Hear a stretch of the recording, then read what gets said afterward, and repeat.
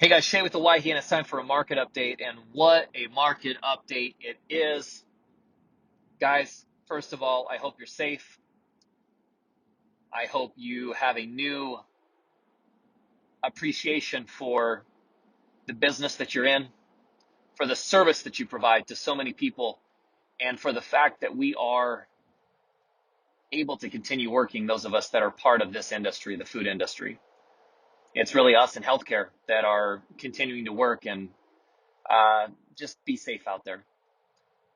What can I tell you? Well, the pricing is largely name your price, PAS, just take it, move it. And what's the cause of that? And do we have any light at the end of the tunnel? I'm not going to even talk prices because I think they're irrelevant right now, but let me talk about the situation. The supply chain, obviously, with all the restaurant closures, has totally disrupted what shipments are going out. So what happened is the restaurants closed, retail came in, and we kind of covered a couple of weeks there at higher than normal shipments on onions. However, the brakes hit on retail about 10 days ago, and all those people that went and purchased in the grocery stores purchased significant amounts of onions. And so what we're seeing is just the lightest demand that I've ever seen in my career. I've got Chris Wu, who's a 40-plus year veteran, slowest numbers he's seen in his career. These are unprecedented times on so many levels, and obviously onion sales and produce sales are a part of that.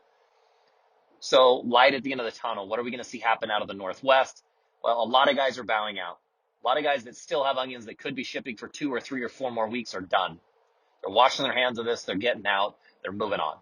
That'll help take away a little bit of pressure. The other thing is, with the lack of movement, just millions upon millions of pounds are getting dumped into pits.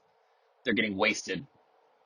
So I don't see there being a ton of overlap between the Northwest and Southern California, especially because Southern California has extended their start date. They were going to start, typically they start between the middle, the 15th, and the 20th of April.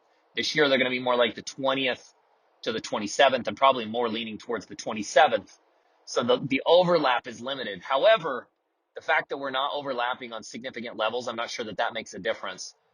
The way I see things, I mean, the outlook here is, even when, so first of all, retail is going to come back. The people that hoarded those onions are going to go bad, and they're going to have to buy again. So I feel like 60% to 70% of the volume comes back. Right now, like I said, we're off by 80%. We only have 20% of our normal shipments going on, maybe 30%. I think it comes back and we hit 60, 70%. And that will be able to be amply supplied by Southern California, by the Brawley Imperial growing region. But being off by 30%, that's massive. Normally the price to oversupply situation is a 7-to-1 split, right? So for every 1% decrease in demand, you see a 7% decrease in the pricing. Well, obviously that number can't hold true because you can't sell onions for negative numbers, but it's going to be bad, and it's going to be challenging. I don't see, unfortunately, much hope for the May shipping window. I don't see much hope. Maybe towards the tail end of that window, and none of us know when we're going to open up the economy. And even when we open up the restaurants and food service again, I think there's going to be a big pull initially to refill the pipelines, and that's going to be pretty significant. A lot like what we saw with all the people hitting the grocery stores, double to 2.5 times total shipments.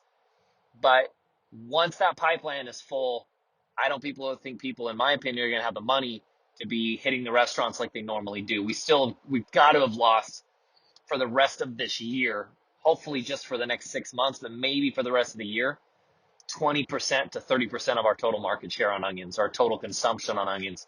I would love feedback on your opinion on that. How much have we really lost of consumption in the long term for the rest of this year based on what's happening or what has happened? Last point, Imperial Valley and New Mexico are going to come in timely. So with them being timely, you are going to have onions. There's not anything that seems to indicate any shortage of onions at all. So keep that in mind. Again, be safe. Glad to know you. Glad to be able to share this information with you.